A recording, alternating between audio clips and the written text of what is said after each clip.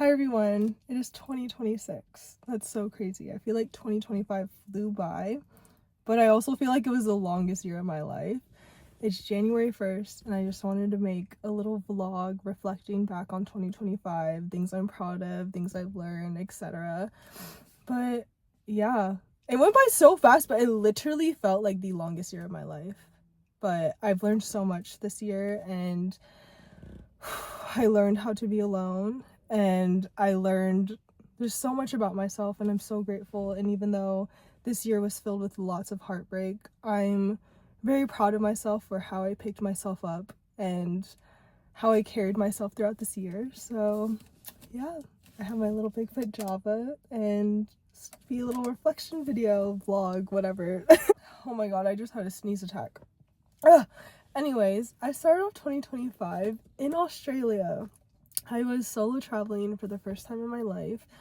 3 months before, I was in New Zealand, but I spent New Year's in Sydney, Australia. I was completely alone, and I downloaded this app, Trip BFF, and I met amazing people. I had so much fun with them. And I spent New Year's Eve in Australia, and that was a big step for me because that was my first solo travel, and I grew up not even being able to sleep over at my cousin's house, and she literally lives in the next neighborhood over, and I'd be too scared. I'd always have my parents pick me up. So when everyone heard that I was traveling to the other side of the world alone, they were like, are you sure? But yeah, it was so fun. I feel like I learned so much about myself. I stepped out of my comfort zone, and that was a really big trip for me too, because I was solo traveling for the first time in my life after I just got my heart broken by my first love. And I was fighting for my life on those planes, but I did it. And I look back at that, and I am so grateful that I went on those trips. And I'm so grateful that I persevered and I pushed through, and I had so many amazing experiences. Like, oh my god, sorry, I had a moment. But yeah, I had such an amazing experience, and anytime anyone asks me about solo traveling, I tell them to do it. You have to do it at least once in your life, because you push yourself out of your comfort zone, you do things that you never thought you'd ever do, and you learn so much about yourself. You meet amazing people. Like, you really have nothing to lose when you solo travel. And yes, it was so scary. I was genuinely so scared being in a different country, and like, luckily I went to English speaking countries, so I didn't have that much trouble like communicating with people. But I'm gonna start crying, but like, I had so much fun. And if you ever get the chance to solo travel, I 100% recommend it. You should totally do it. But yeah, that was my first success of 2025. Okay, my next success, when I came back to the States, I ended up finding a nanny job right away because I needed money. So I ended up finding the sweetest nanny family ever. I still nanny for them to this day, and started working there while looking for my big girl job. And I also started going to the gym every day. I started going to yoga, I started going to Pilates, started going to hot Pilates. I really started to invest more into myself because I knew that I deserved so much more, and I just wanted to pour the love that I poured into that relationship into myself. So I'm really proud of myself for continuing to just show up for myself and care and love for myself after being broken to pieces. And I feel like going to the gym, going to these workout classes not only made me physically stronger, but mentally stronger as well. And at this point, I was on a roll. I started working for another nanny family, and then I started working at a golf course. So I had 2 nanny families and this golf course job. I would go from nannying to the golf course, and I love this golf course job. I've always wanted to be a bev cart girl. There's this girl on TikTok, I think her name's Casey, but I would always watch her TikToks. I'm like, she's so cute, this job looks so fun, and I got the job. I feel like I manifested that. But I worked at this golf course that was so gorgeous. It had a view of Seattle, Bellevue, the Olympic Mountains. It was so gorgeous, and I've met some amazing people there that I still talk to. So yeah, I really pushed for myself. I was averaging like 50-hour weeks, maybe even more, during the summer. I think that job went from like April to like September. So I was on a roll. I was not playing about myself. And on top of that, I still was not missing the gym. I still was not missing Pilates. I was not missing yoga. Like, I was still showing up for myself in every way that I could. And I am so proud of myself for that. Okay, but the main thing, I've been holding this cup this entire video. Let me put this down. But the main thing I am so proud of myself for doing this year is putting myself into trauma therapy. It was extremely hard for me to do. I was in regular therapy for a while, but it just was not working out for me. And I definitely have a lot of trauma from therapists, so it was kind of scary for me to put myself back into therapy, and for me to be able to trust a new therapist was very, very hard. But I remember I just hit a point where it just felt impossible to get out of that cycle.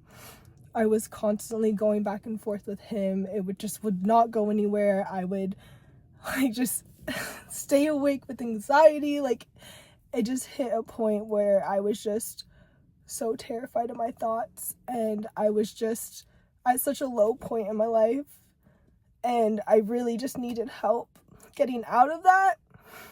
And it was really hard for me to even start therapy for this, but I did it, and I've been going to therapy since April, basically every week since April, and I pay for that out of pocket, and it's really expensive, but I think it's so worth it. It was really hard to start trauma therapy. I wasn't understanding why I couldn't get over this relationship, but my therapist now, she specializes in narcissistic relationships and sexual trauma. So she really helped me understand why I was so stagnant in my healing journey. And I thank the universe for her every day, because I don't think that I would have ever been able to go no contact without her help, without her words of encouragement. And it makes me emotional talking about her, because I've just never had a therapist that has actually cared about me doing better. And it's just so healing and like so comforting to have someone and a therapist actually care and like actually want you to overcome these problems. Oh my god. And trauma therapy is not easy. If I had to choose between redoing my bachelor's, I spent 7 years on my bachelor's, redoing my bachelor's and doing a year trauma therapy, I'd probably choose doing my fucking bachelor's, because trauma therapy has drug me through the mud, and it's so hard because you realize that the wounds that this person created just go so much deeper. You have to cycle through childhood trauma, generational trauma, and it's so difficult. But I'm also so grateful that I have the privilege to go to these sessions every week. I pay for it out of pocket, and like I know that not everyone has the opportunity, but I'm so grateful. And it's been hard. It really has been hard. Like, I have weeks where I don't even want to show up and I just want to quit and give up. But I'm proud of myself for showing up for myself every single week. After work, before work, like, I still show up every week because I care about myself that much. And I know that I deserve such a beautiful life. And I know that I'm healing not only my trauma, but generations of trauma, and holding that on your shoulders is just so difficult. But I'm really, really, really proud of myself for doing that, even though I didn't want to. And if there's anyone out there that is hesitant on starting therapy, do it. If you have the opportunity to do it, it's not going to be easy. Therapy is the hardest thing I've ever had to do, but I promise you it is so worth it. You just see so, like, you understand why you do the things you do, and it helps you stop the patterns that you have been doing for so long. And I think I'll go into that in a different video because it's just a lot. But yeah, I think those are my top accomplishments for 2025. I'm really proud of the growth that I've done this year, and honestly it feels like I haven't done enough, but I feel like I've also done so much, and I feel like I am my own worst critic. But I look back at the year, and even though it felt very stagnant, I feel like I needed a year where I can just be stagnant and figure out my life and figure out what steps I need to take next. And even though I'm nowhere close to where I want to be in life, I feel like I'm so grateful that I had the year to heal from that relationship and heal from just everything. And I just know that there's so much more in store for me in 2026 and beyond. So I'm so grateful for this year, the growth that I've done. Everything that I lost has made room for bigger things. And yeah, I also want to say that this year felt very lonely. And it's not to say that I don't have the most amazing friends, most amazing family.